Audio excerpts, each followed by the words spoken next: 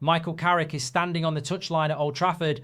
The first half is not yet over. He gestures to Matias Kuña, calling the Brazilian forward closer during a stoppage in play.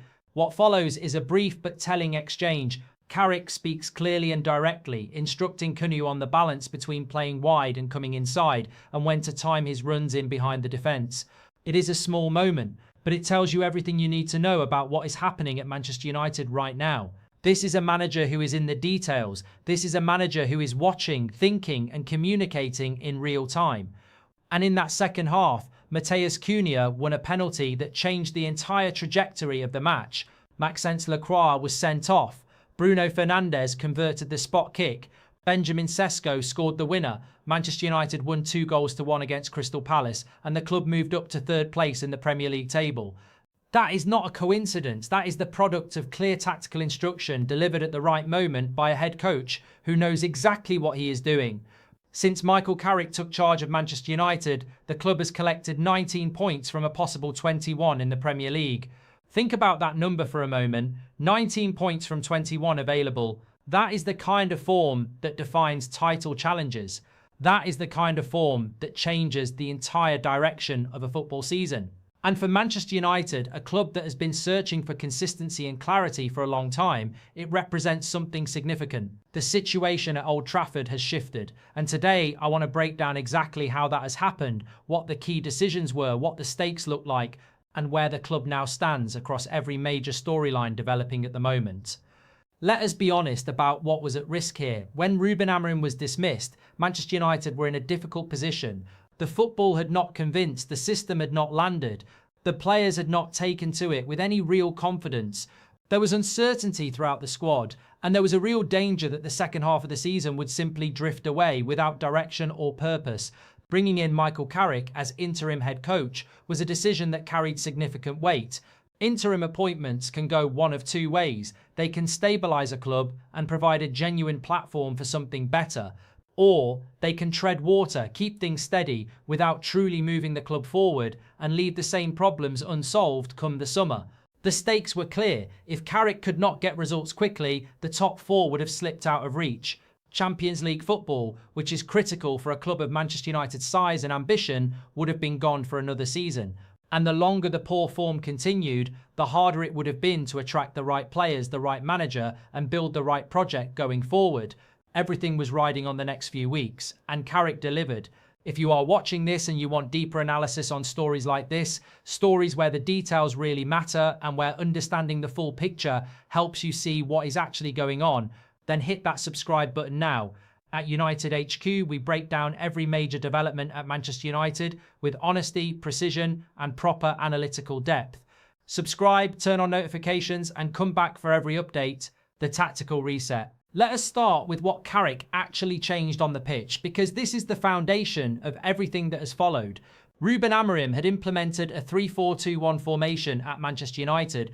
It was a system he had used with success at Sporting CP in Portugal, and he arrived at Old Trafford with a clear tactical identity. The problem is that the players at Manchester United were not suited to that system. The defensive structure caused problems. The wide positions required specific physical profiles. The overall shape did not fit the squad that was already in place, and the results reflected that mismatch throughout his tenure. When Carrick took over, one of his most immediate and impactful decisions was to abandon the 3-4-2-1 entirely. He switched the team to a 4-2-3-1 formation. On paper, that might sound like a straightforward change, but the impact on the players was immediate and profound. The 4-2-3-1 is a system that most Premier League players understand intuitively. It gives fullbacks clear roles. It provides the midfield with a defined shape. It creates natural width without asking players to perform unfamiliar defensive duties. And crucially, it gives the attacking players freedom to operate in positions where they are most effective. The results speak for themselves. Statement victories over Manchester City and Arsenal followed early in the tenure. Those are not easy wins against lower opposition. Those are wins against two of the best managed and best resourced clubs in the country. And they were achieved by a team that had been rebuilt tactically in a matter of weeks. The decision to reintegrate Kobbie Mainoo has also drawn widespread praise. Mainoo is a young English midfielder with genuine quality, and his inclusion in a more familiar system has allowed him to express himself. These are the kinds of decisions that look obvious in hindsight, but require clarity of thought and courage to implement quickly when you are an interim manager with limited time and significant pressure. The backroom revolution, the tactical changes are important, but equally important, perhaps even more important in the long run, is what Carrick has done behind the scenes. The backroom staff at Manchester United has been significantly reshaped, and the evidence suggests that this reshaping has been one of the defining features of the new regime. The arrival of Steve Holland stands out above everything else. Holland is an experienced and widely respected coach who served as assistant manager to the England national team for many years and worked closely at Chelsea. His reputation in the game is substantial. He brings tactical clarity, organisational structure and defensive discipline, and it is now clear that his influence has been felt almost immediately since joining Carrick's staff. The defensive organisation that Manchester United have shown under Carrick, the compactness, the positional discipline, the reduced number of costly errors, these improvements are directly linked to Holland's arrival and his work on the training ground.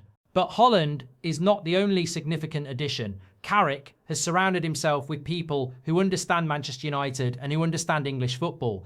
Jonathan Woodgate, whose knowledge of top-level defending and Premier League football runs deep, has played a key role behind the scenes. Johnny Evans, a man who knows the club with great intimacy, having spent years at Old Trafford, has also been involved in a meaningful way. Travis Binion and Craig Mawson have contributed alongside them.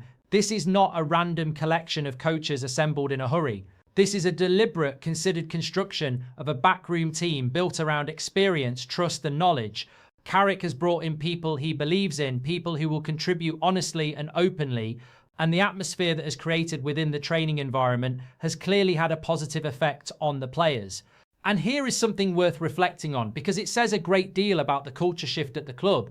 Under Amorim, the backroom environment was understood to be quite rigid. Staff were reluctant to challenge the manager. There was a tendency to wait for Amorim to finish speaking before anyone offered input. It was a top-down structure where the head coach's word was largely final and the flow of ideas was limited. Under Carrick, that environment has changed completely. The atmosphere is described as open and collaborative.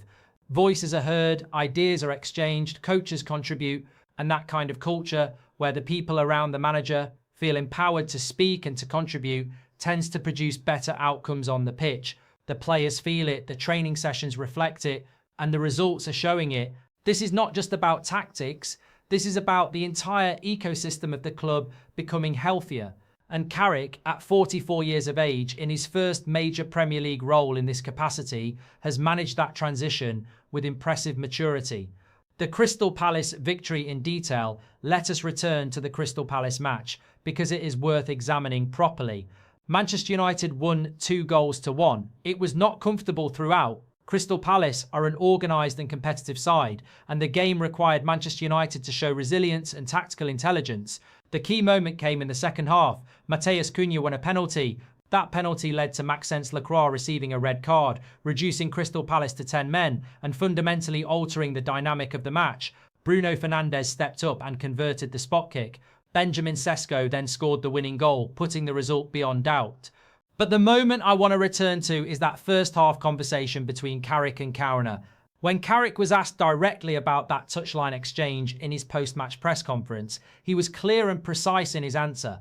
He described telling Kuña to find the right balance between when to play inside, when to play wide, and when to make the runs in behind the defence. That instruction is not vague, it is specific. It is the kind of detail that separates a thinking manager from one who is simply reacting to events. Carrick identified in real time during the match that Kunt needed a subtle adjustment to his positioning and movement. He communicated that clearly, and in the second half, Kunta won the penalty that changed the game. The connection between that instruction and that outcome is not guaranteed, of course, but it is hard to ignore, and it adds to the broader picture of a manager who is alert, attentive, and tactically sharp in the moments that matter. The win moved Manchester United to third place in the Premier League table.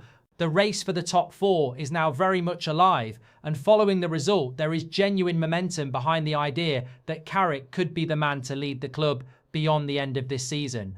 The injury concern, the Crystal Palace victory, was not entirely positive news. The win came with a significant concern attached to it. Manchester United were handed a double injury scare during the match. Harry Maguire was among those who suffered an injury scare during the game. The timing is difficult because the club are due to travel to face Newcastle in midweek. That is a challenging away fixture under any circumstances, and the potential absence of key players adds another layer of complexity to Carrick's planning. The situation is one that Carrick will be managing carefully. With 19 points from 21 available, the last thing the club needs is a disruption to the squad's rhythm at a critical moment in the season. Every point matters in the race for the top four. Every player matters when the margin for error is this small. How Carrick navigates this challenge will be another test of his management. So far, he has passed every test in front of him. There is no reason to believe this will be different.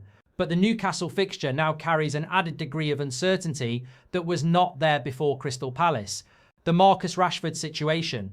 And now we come to one of the biggest storylines developing around the club. The future of Marcus Rashford. It is now clear that Rashford has agreed personal terms with Barcelona ahead of a proposed permanent move to the Camp Nou. This is not a rumour about interest or a suggestion of negotiations beginning. Personal terms have reportedly been agreed. The situation is advanced. Rashford is currently on loan at Barcelona, having left Manchester United earlier in the season. The loan agreement contains a purchase option of £26 million. Barcelona are prepared to meet that figure. The primary obstacle in completing a permanent deal was not the transfer fee, it was the salary. Rashford currently earns approximately £325,000 per week at Manchester United.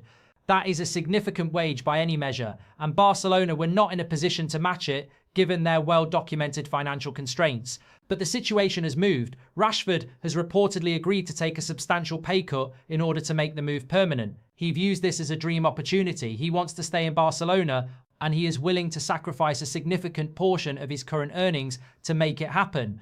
That tells you something important about where Rashford is in his career and his thinking right now. After a difficult final period at Old Trafford, a falling out with Amorim that led to not one but two loan departures, first to Aston Villa last season and then to Barcelona this season, Rashford has found a new home where he feels valued and where his performances have reflected that. The numbers support the case for a permanent move. In 35 appearances in all competitions for Barcelona this season, Rashford has registered 10 goals and 13 assists. That is an exceptional contribution. He has been a regular presence, he has performed, and he has shown the kind of consistency that too rarely defined his latter years at Manchester United. Now, it is important to be clear. This transfer is not yet confirmed. Personal terms have reportedly been agreed. The purchase option figure is understood to be acceptable to both parties, but until the deal is officially completed, it remains a reported agreement rather than a done deal. Barcelona's financial situation has historically complicated their transfer business even when deals appeared close. What we can say with clarity is this: the situation is now at a point where a return to Manchester United for Rashford appears extremely unlikely. The door that briefly opened when Amorim was dismissed, when there was speculation that Rashford might be reintegrated under a new manager, now appears to have closed firmly. With personal terms over a permanent Barcelona move effectively settled, that path back to Old Trafford is described as increasingly remote. For supporters who grew up watching Rashford come through the academy, who celebrated his goals and believed in his potential, this is a significant moment. It is the likely conclusion of a Manchester United career that ultimately fell short of what many hoped it would become. But football moves forward. And at Manchester United right now, the direction of travel is genuinely positive. Let us step back and look at everything together, because the full picture at Manchester United right now is genuinely interesting. 3 months ago, this was a club in visible distress. The manager had been dismissed. The football was unconvincing. Key players were being sent out on loan. The top four looked distant. And there was a broader sense that the club did not have a clear direction. Today, the picture is almost entirely different. Michael Carrick has won 19 points from a possible 21 since taking interim charge. The team is third in the Premier League. The tactical setup is clear and effective. The backroom staff has been rebuilt with experienced and trusted figures. The dressing room atmosphere has shifted, the performances have improved, and the results have followed. Carrick is contracted only until the end of the season. He came in as an interim appointment. But the evidence he has presented over the past several weeks makes it increasingly difficult to look past him as a serious candidate for the role on a permanent basis. The club's longer-term vision is already taking shape under his stewardship. Meanwhile, the Marcus Rashford chapter is drawing toward its close. A player who was one of the most exciting young talents in English football now looks set to make his permanent home at Barcelona, having found the freedom and form that eluded him at the end of his time at Old Trafford. And the backroom revolution, the collaborative atmosphere, the injection of Premier League experience, the willingness to abandon systems that were not working, all of this has created a foundation that feels more stable than anything Manchester United have had for some time. There are still challenges ahead. The Newcastle fixture carries injury concerns. The top four race is far from over. Every match matters. Every decision counts. But for the first time in a while, Manchester United fans can watch their team with a genuine sense of belief. The club is moving, the direction is positive, and the man on the touchline, calmly passing instructions to his players in the middle of a crucial match, appears to know exactly what he is doing. That is the situation at Manchester United, and it is a situation worth watching very closely. Thank you for watching United HQ. If you found this analysis valuable, please subscribe to the channel and turn on notifications so you never miss a video. We cover every major Manchester United story with the depth and honesty that supporters deserve. Drop a comment below with your thoughts on Michael Carrick and whether you believe he deserves the job permanently. We read every comment and the conversation in this community is always worth having. See you in the next one.